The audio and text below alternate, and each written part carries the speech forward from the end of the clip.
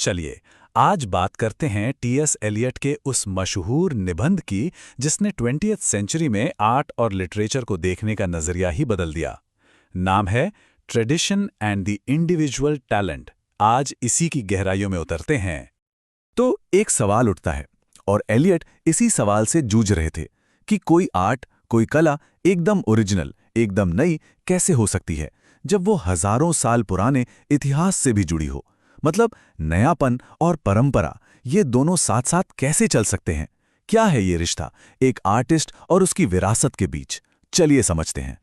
अब इस सवाल का जवाब देने के लिए एलियट ने सबसे पहले एक बहुत ही बेसिक चीज पर उंगली उठाई, और वो है परंपरा या ट्रेडिशन शब्द का मतलब हम ट्रेडिशन का जो मतलब समझते हैं, उन्होंने कहा पहले उसे ही ठीक से समझना होगा। तो देखिए, आमतौर पर हम क्या सोचते हैं कि परंपरा मतलब बस पुराने लोगों की अंधी नकल करना, एक बोझ है जो हमें ढोना है, कुछ ऐसा जो पत्थर की लकीर है, बदल नहीं सकता। लेकिन एलियट ने कहा नहीं, असल में परंपरा ये सब नहीं है। ये तो एक गहरी समझ है। ये बोझ नहीं, बल्कि एक जीती जागती विरासत है। और ये स्थिर नहीं, बल्कि लगातार विकसित होने वाली एक डायनामिक चीज है। और ऐसी सोच को समझाने के लिए एलियट एक बहुत ही जबरदस्त कॉन्सेप्ट देते हैं, हिस्टोरिकल सेंस या ऐतिहासिक बोध। इसका मतलब क्या है? इसका मतलब है कि एक महान कलाकार सिर्फ ये नहीं जानता कि अतीत में क्या हुआ था, बल्कि वो उस पूरे अतीत को अपने आज में महसूस करता है। जैसे होमर से लेकर आज तक का सारा लिटरेचर उसके खून में, उसकी नसों में एक साथ बह रहा हो। और ये हिस्टोरिकल सेंस पाने के लिए सिर्फ कुछ किताबें पढ़ लेना काफी नहीं है। इसके लिए पूरे के पूरे साहित्य के इतिहास को खंगालना पड़ता है। पुराने विचारों को समझना, उनकी तकनीकों को महसूस करना, उनकी भाषा, उनके स्टाइल, हर चीज की सराहना करना। मतलब ये सिर्फ पढ़ना नहीं है, ये तो जैसे कला के पूरे इतिहास के डीएनए को अपने अंदर सोख लेने जैसा है। ठीक है, तो परंपरा की बात तो समझ आ गई, लेकिन अब आते हैं एलियट के सबसे रैडिकल आइडिया पर।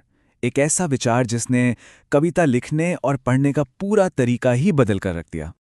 एलियट कहते हैं, कविता अपनी भावनाओं को खोला छोड़ देना नहीं है, बल्कि भावनाओं से भागना है। ये अपने व्यक्तित्व को दिखाना नहीं है, बल्कि अपने व्यक्तित्व से बचना है। सोचिए जरा, हम तो हमेशा यही मानते आए हैं कि कविता मतलब दिल की बात कहना, अपने जज्बात बयान करना। लेकिन एलियट कह रहे हैं कि महान कला ठीक इसका उल्टा है। ये कोई पर्सनल डायरी नहीं है। तो फिर कलाकार है क्या? वो अपनी भावनाएं नहीं बता रहा तो क्या कर रहा है? एलियट के मुताबिक कलाकार एक कन्फेशन करने वाला नहीं है जो अपने राज खोले। नहीं, वो सिर्फ एक मीडियम है, एक जरिया, एक ऐसा जरिया जो इंसानी अनुभवों और भावनाओं को लेता है और उन्हें किसी बिल्कुल नई, बिल्कुल यूनिवर्सल चीज में बदल देता है। लेकिन यहां एक बड़ा सवाल खड़ा होता है ना, कि भाई कोई कवि अपनी पर्सनालिटी या अपनी फीलिंग्स के बिना कला कैसे बनाएगा? ये तो सुनने में ही नामुमकिन सा लगता है। तो इसी मुश्किल को समझाने के लिए एलियट साइंस की दुनिया से, केमिस्ट्री से एक शानदार एनालॉजी उठाते हैं। चलिए, इस कैटलिस्ट वाली एनालॉजी को स्टेप बाय स्टेप समझते हैं। इसके 4 हिस्से हैं और ये समझना बहुत जरूरी है। तो पहला स्टेप, सोचिए कि जो कवि का दिमाग है वो एक कैटलिस्ट है। जैसे केमिस्ट्री लैब में प्लैटिनम का एक तार होता है ना, उसका काम बस इतना है कि वो एक केमिकल रिएक्शन शुरू करवा दे। रिएक्शन पूरा हो जाने के बाद भी वो तार वैसा का वैसा ही रहता है, उस पर कोई असर नहीं पड़ता।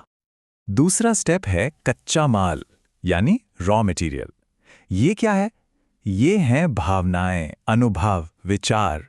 और यहां ध्यान देने वाली बात यह है कि ये सिर्फ कवि की अपनी पर्सनल भावनाएं नहीं हैं, ये तो पूरी इंसानियत की भावनाओं और अनुभवों का एक विशाल भंडार है।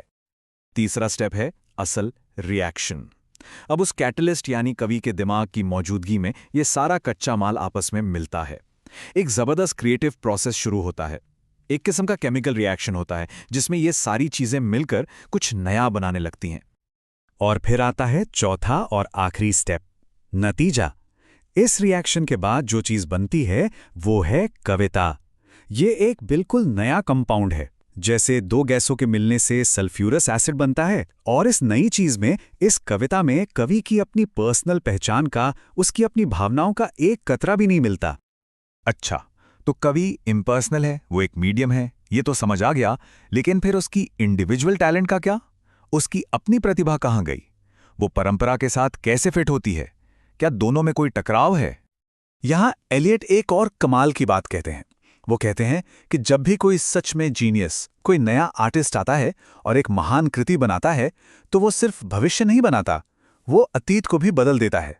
मतलब उस नई कला के आने के बाद हम उससे पहले की सारी कला को एक नए नजरिए से देखने लगते हैं। और ये रिश्ता एक तरफा नहीं है। जहां नया आर्टिस्ट अतीत को बदलता है, वहीं अतीत उस नए आर्टिस्ट को और उसके काम को मतलब देता है, उसे अहमियत देता है। बिना इतिहास के संदर्भ के वो नई कलाकृति अधूरी है।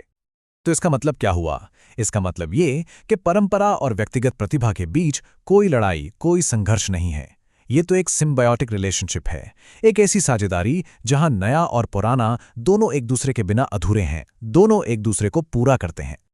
तो चलिए, अब तक हमने जो कुछ भी समझा है उसे समेटते हैं और एलियट के 2 सबसे जरूरी सिद्धांतों पर एक नजर डालते हैं, जिन्होंने इस निबंध को इतना अहम बना दिया। तो ये हैं वो 2 स्तंभ जिन पर एलियट की पूरी थ्योरी टिकी है। पहला, डिस्पर्सनलाइजेशन, यानी कलाकार को अपनी कला से खुद को, अपनी निजी पहचान को पूरी तरह हटा देना चाहिए। और दूसरा, हिस्टोरिकल सेंस, यानी कलाकार को पूरे इतिहास को अपनी हड्डियों में महसूस करके लिखना चाहिए।